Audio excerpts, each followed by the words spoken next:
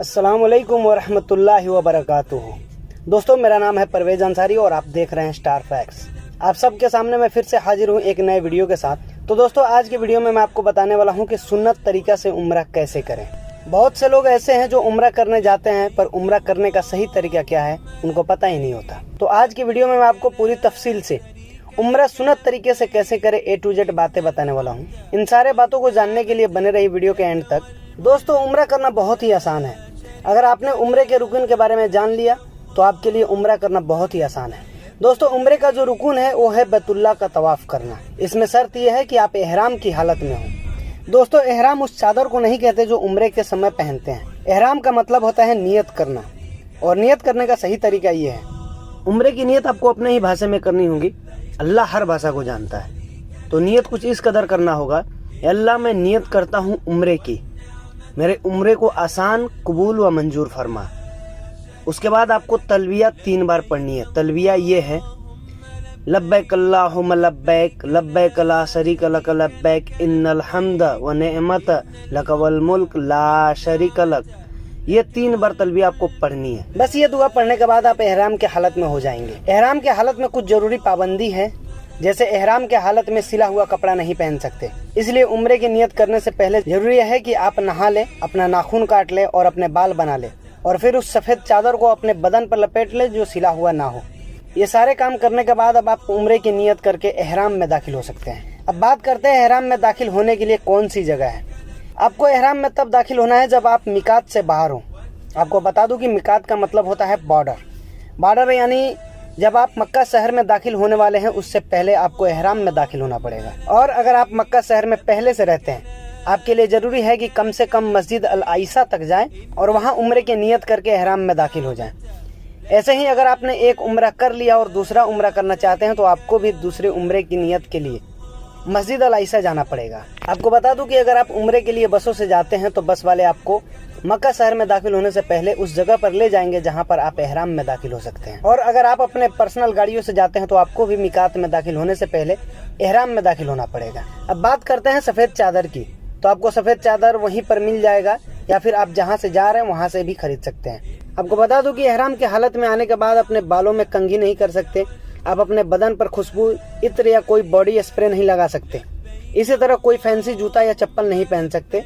आप बस सादी चप्पल पहन सकते हैं जो आपको 5 या 10 रियाल में मिल जाएगा। जहां पर आप एहराम बांधेंगे वहीं पर खरीद सकते हैं। और हाँ दोस्तों, एहराम की हालत में आप साबुन से हाथ मुंह नहीं धो सकते। अपने जिस्म के किसी भी हिस्से से कोई बाल तक नहीं तोड़ सकते, शिकार नहीं कर सकते, यहाँ तक कि आपके जिस्म के ऊपर बैठी मक्खी या मच्छर को भी नहीं मार सकते।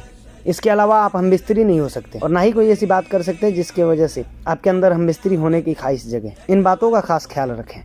जब आप नियत करने के लिए तैयार हो तो उससे पहले आपके लिए जरूरी है बिना सिले हुए कपड़े में होना, यानी सफेद चादर में, और सादी चप्पल में होना, गुस्ल करना यानी नहा लेना, और अपने बालों को साफ कर लेना और अपने नाखून काट लेना। जब आप इन सारे कामों को कर ले उसके बाद आपके पास जो सफेद चादर है वो 2 हिस्सों में होगा। एक हिस्से को लुंगी की तरह अपने कमर पर बांध लीजिए और दूसरे से अपने बदन को ढक ले।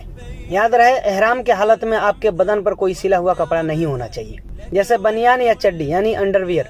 आपके बदन पर बस 2 ही कपड़ा होना चाहिए, सफेद चादर का एक हिस्सा जो आप लुंगी बनाकर पहने हैं और दूसरा हिस्सा जिससे आपने अपने बदन को ढका है। इसके बाद आप उम्रे की नियत कर सकते हैं। नियत करने की दुआ ये है, अल्लाह मैं नियत करता हूँ उम्रे की, मेरे उम्रे को आसान, कबूल व मंजूर फरमा। उसके बाद आपको तलबिया 3 बार पढ़नी है। तलबिया ये है, लब्बैक ला शरीक लक लब्बैक, इन्नल हम्द वन निअमत लक वल मुल्क ला शरीक लक। इसके बाद आप 2 रकात नमाज नफल एहराम के नियत के लिए पढ़ सकते हैं।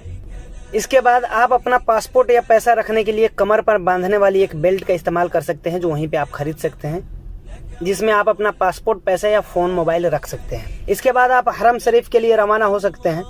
रास्ते में आपको ये दुआ पढ़ते हुए जाना चाहिए, लब्बैक अल्लाहुम्मा लब्बैक, लब्बैक ला शरीक लक लब्बैक, इन्नल हम्द वन निअमत लक वल मुल्क لا شريك له لبيك اللهم لبيك لبيك لا شريك لك لبيك لبيك والنعمة لك والملك لا शरीक लक। जब आप हरम शरीफ में पहुंचे तो पहली बार काबा शरीफ पर नजर पड़ने के बाद साइड में होकर खूब दुआएं मांगे। फिर तवाफ शुरू करने से पहले अगर आपने वुजू नहीं किया है तो पहले आप वुजू कर लें। एहराम के हालत में आप वॉशरूम का इस्तेमाल भी कर सकते हैं, इसमें कोई हर्ज नहीं है, लेकिन तवाफ शुरू करने से पहले वुजू करना जरूरी है, ये बात याद रखें। तवाफ हजर अस्वद से शुरू करें, यानी काबा शरीफ के गेट वाले कोने से। आपको तवाफ पूरे 7 चक्कर में पूरे करना होगा। हजर अस्वद से शुरू करें और हजर अस्वद पर खत्म करें। याद रहे, तवाफ शुरू करने से पहले अपने सफेद चादर को कमर से कसकर बांध लें ताकि तवाफ के समय खुले नहीं, और जिस चादर से आपने बदन को ढका था उसे ऐसे बांधे कि आपका दाहिना कंधा खुला हो। और आपने कितने चक्कर पूरा किए ये भी याद रखें। 7 चक्कर से कम या ज़्यादा नहीं होना चाहिए। अगर तवाफ करते समय वुजू टूट जाए तो दोबारा वुजू करके बाकी के चक्कर हजर अस्वद से शुरू करके पूरी कर लें। अगर तवाफ के समय नमाज का वक्त हो जाए तो पहले नमाज पढ़ें, फिर बाकी के चक्कर को पूरा करें। याद रहे, ये जो गोल दीवार आपको दिख रहा है उसके बाहर से ही आपको चक्कर लगाने हैं। इस गोलनुमा दीवार को हतीम कहते हैं और ये काबा शरीफ का ही हिस्सा है, इसलिए आपको इसके बाहर से ही चक्कर लगाना होगा। जब आपके 7 चक्कर पूरे हो जाए तो आपको 2 रकात नफल नमाज पढ़ना होगा, जिसमें पहले रकात में सूरत काफिरून और दूसरे रकात में सूरत इखलास पढ़ना सुन्नत है। अगर आपको ये दोनों सूरह याद नहीं है तो कोई भी सूरह पढ़ सकते हैं, इसमें कोई हर्ज नहीं है। याद रहे, नफिल अदा करने से पहले आप अपने बदन पे लपेटे हुए चादर को खोलकर अपने पूरे कंधे को ढक ले। दायां कंधा सिर्फ तवाफ के हालत में ही खुला होना चाहिए। बाकी नमाज या नफिल या सफ़ा और मरवा के पहाड़ों के चक्कर लगाने के दरमियान आपका कोई भी कंधा खुला नहीं होना चाहिए। आप अपने चादर को कुछ इस तरह लपेटे अपने बदन पे जिससे आपका पूरा बदन ढका जाए। अगर भीड़ कम हो तो हजर अस्वद को चूम सकते हैं या फिर हजर अस्वद से पहले वाले कोने को जिसे रुकने यमानी कहते हैं, वहाँ पर हाथ लगाए या फिर काबा शरीफ के किसी भी हिस्से को छूकर दुआएं मांग ले। अगर ये सब नहीं कर पाए तो भी कोई हर्ज नहीं है। इसके बाद काबा शरीफ के दरवाजे के ठीक सामने सफ़ा और मरवा के पहाड़ का चक्कर लगाना होगा। वहाँ जाने से पहले आप थोड़ा जमजम का पानी पी ले और थोड़ा अपने सर पर भी डाल ले।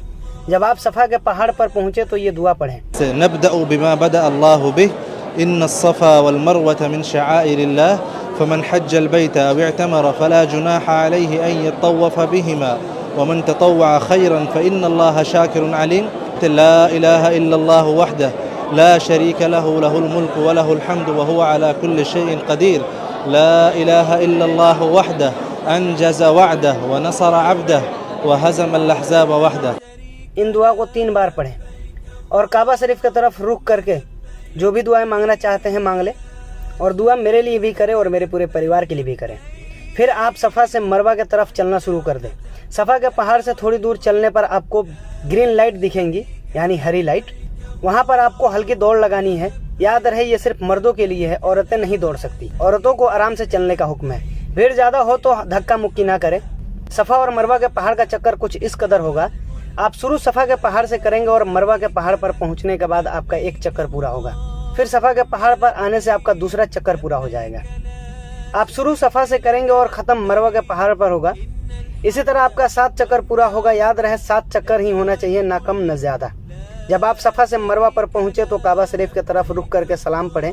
फिर सफ़ा पर आने के बाद काबा शरीफ की तरफ रुख करके सलाम पढ़ें। इसके बाद आपके 7 चक्कर पूरे हो जाए, आप किसी जगह पर बैठ जाए और खूब दुआएं मांगे, और मेरे हक में भी दुआ करें और मेरे पूरे परिवार के हक में भी। अब आपका उम्रा मुकम्मल हो गया है, बस एक काम बाकी रह गया है। आगे बढ़ने से पहले आप सबसे गुजारिश है कि वीडियो को लाइक, कमेंट और शेयर जरूर करें।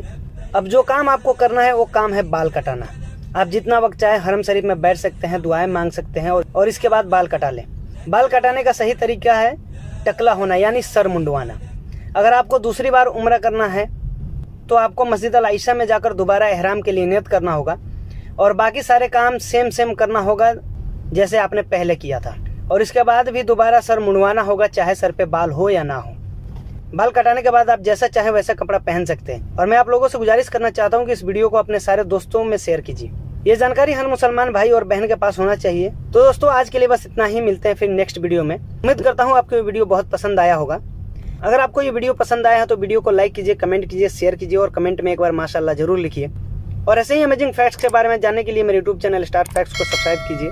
और इन जानकारी में अगर कुछ मुझसे छूट गया हो तो उसके लिए माफ़ी चाहते हैं, लेकिन मैंने अपनी तरफ से पूरी कोशिश किया है हर बात आपको समझाने के लिए और हर बात आपके बीच रखने के लिए। तो मिलते हैं फिर नेक्स्ट वीडियो में इंशाअल्लाह।